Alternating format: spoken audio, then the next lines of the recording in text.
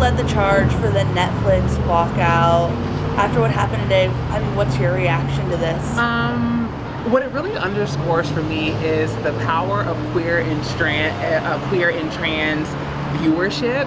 Because if we're being very clear, it's the incendiary and inflammatory content being directed at us that solicited the reaction that then gave the special more press, more headlines. And so now we're having a conversation around what it means to have a response instead of a reaction, and how to transmute some of that outrage that he was able to benefit from toward some of the queer and trans people who were actually nominated for Emmys. And this is the age where platforms like Netflix and others, they are fostering this culture of chaos and contention that people are able to capitalize on. Yeah.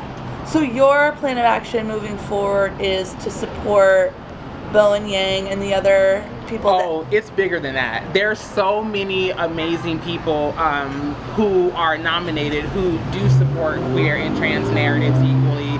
But I think also too, I'm almost afraid to say too much, because if they see it coming, they're gonna try to throw it off, or they're gonna try to derail it. And so we do have a response.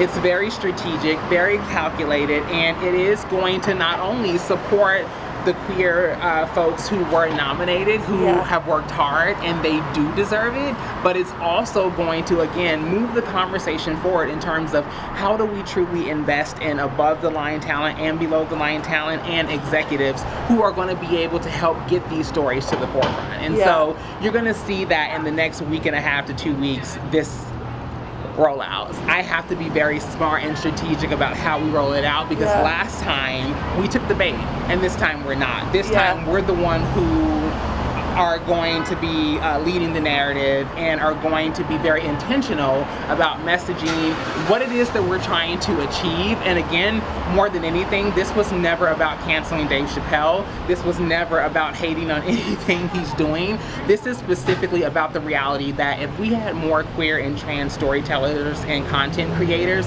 that were at the forefront, people would have access to more content that could offset those harmful narratives that are creating violent culture around how we exist and show up in the world.